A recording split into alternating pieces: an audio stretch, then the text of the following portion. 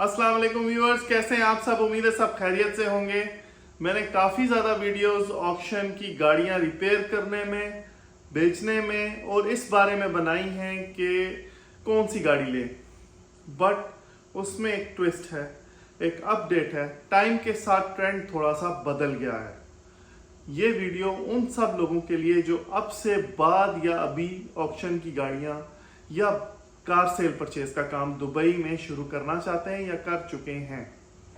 Number 1, इसको बिठा लें दिमाग में। अगर आपने ये सारी चीजें फॉलो कर ली, 3 पॉइंट्स हैं सिंपल से, तो ही प्रॉफिटेबल हो पाएंगे, वरना नहीं। नंबर 1, बिडिंग के दौरान उधर बहुत सारे डीलर्स बैठ जाएंगे और वो टोयोटा उठाएंगे, होंडा उठाएंगे, माजदा उठाएंगे और जितनी भी जापानीज कार्स हैं वो फौरन उठा लिया करेंगे, इंक्लूडिंग पाथफाइंडर। 2015 से 2025 मॉडल के बीच की सारी गाड़ियां वो लोग उठाते हैं। तो आपने कभी सोचा है ऐसी क्या बात है इन गाड़ियों में कि ये लोग उठा लेते हैं? क्योंकि वो डीलर्स हैं, उनको मालूम है कि ये गाड़ी वो कितने में बेच पाएंगे। बीच में आप लोग अपनी बिडिंग करते हैं, जैसे एक मैक्सिमम हाइक पर वो चली जाती है, 4500 से स्टार्ट होगी। फर्ज करें टोयोटा कैमरी की बिडिंग, वो जाके 30-35 हजार पर जब वो बस कर देते हैं, तो हम जैसे जो डीलर्स नहीं होते, जो काम में इतने परफेक्ट नहीं होते या जो खुद मैकेनिक भी नहीं होते, वहां से एंट्री शुरू करते हैं, क्योंकि वो डुबीजल पर सर्च करते हैं कि ये मॉडल की गाड़ी कितने में बिकेगी। ऐसा ही है, सब यही करते हैं। ऐसा नहीं करना। पहली बात, डुबीजल पर 20 से 25 हजार प्राइस हमेशा हर गाड़ी की ऊपर होगी, क्योंकि वो जीसीसी स्पेक्स होगी। अगर वो अमेरिकन स्पेक्स भी है, तो जिस भी आदमी ने वो खरीद कर तैयार कर लगाई है, वो रेट आपको कभी भी नहीं मिलना बेचते वक्त। और आपकी अमाउंट शुरू की 30-35 हजार एक गाड़ी के ऊपर खरीदने में, और उसको तैयार करने में जब वो 50 हजार की बन के आपको खड़ी होकर नजर आएगी, वो आपकी कम से कम उस टाइम और ज्यादा से ज्यादा उस टाइम बहुत ज्यादा खींच के ले जाए, उस टाइम वो 40 हजार की गाड़ी होगी। तो शुरू में ही आप लॉस कर बैठते हैं। इस लॉस को बचाने के लिए आपने अपने माइंड से जब ऑक्शन पे जा रहे होना है, तो ऑक्शन की एक लिस्ट होगी, वो ले लेनी है। वो लेके एक दिन पहले 4 घंटे उस पर वर्किंग करनी है। मैं पूरी कोशिश करता हूं कि ये वीडियो के साथ मैं वो लिस्ट आप लोगों को शेयर करके बताता हूं कि वो लिस्ट होती किस तरह की है, किन किन कार्स की बिडिंग की सीरियल वाइज। वैसे बहुत सारे लोगों को ये चीज मालूम होती है कि वो बिडिंग लिस्ट पहले इशू हो जाती है नंबरिंग के साथ। तो आपने कौन सी गाड़ियां लेनी है? 5 गाड़ियां सिलेक्ट करनी है? नहीं। 10 गाड़ियां सिलेक्ट करनी है? नहीं।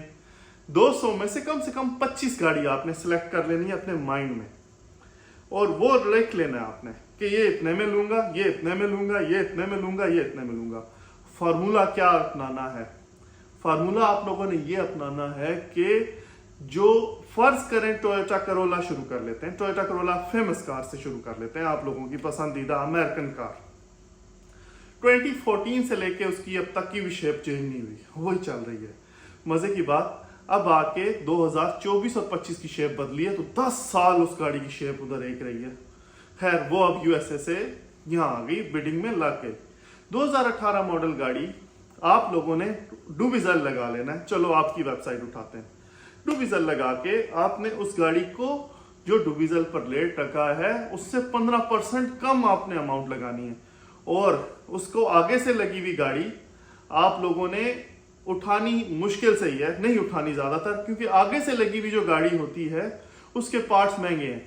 ये एक फॉर्मूला है। जो पीछे से लगी हुई गाड़ी होती है उसकी डिग्गी, उसके बोनट और उसके बम्पर्स, सॉरी बोनट कह रहा हूं, बम्पर्स और उसका जो प्लास्टिक का माल है सारा, वो बहुत सस्ता होता है। इसी तरह 90% एक्सीडेंट्स में गाड़ी आगे से लगती है, तो बहुत मुश्किल है कि आपको वो गाड़ी मिल जाए जो पीछे से लगी हो। आगे से ही लगी हुई मिलेगी, तो कहां तक लगी है ये पहले सबसे 3 हिस्सों में डिवाइड कर लेते हैं। मैं पिक्चर्स में समझा देता हूं, अपनी वीडियोस की ग्राफिक्स में बताता हूं। जो आगे से गाड़ी लगी हुई है वो किस हद तक लगी हुई है। अगर वो 5% तक डैमेज है, उसने सिर्फ प्लास्टिक तोड़ा है और आके वो रेडिएटर तोड़ चुकी है, इट्स ओके, वो मसला नहीं है, वो ले लें। रेडिएटर तोड़ के वो इंजन तक आ चुकी है और इंजन को भी डैमेज कर दिया है। कभी हाथ मत रखिए, वो गाड़ी मत लीजिएगा, रहने दें, सस्ती भी मत उठाएं, काफी खर्चा होगा उसके ऊपर। प्लस सबसे बड़ी बात, कितने एयरबैग खुल गए हैं, अंदर कितने एयरबैग खुल गए हैं। एक खुला है, ओके नो प्रॉब्लम, ले रहे। 2 खुले हैं, ठीक है, ओके, कुछ ना कुछ पैसे छोड़ने की उम्मीद है। 3 एयरबैग खुले हैं, मत उठाएं गाड़ी सिर्फ आगे से नहीं लगी होगी, फिर वो पीछे से भी लगी होगी, वो साइडों से भी लगी होगी।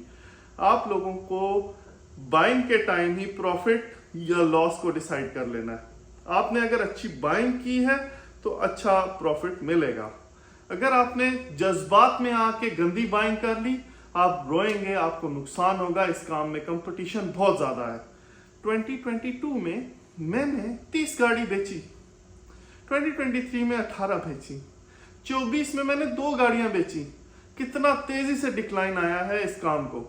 इसकी रीजन ये है कि कंपटीशन बहुत बढ़ गया है, कि न्यू कमर्स बहुत हैं।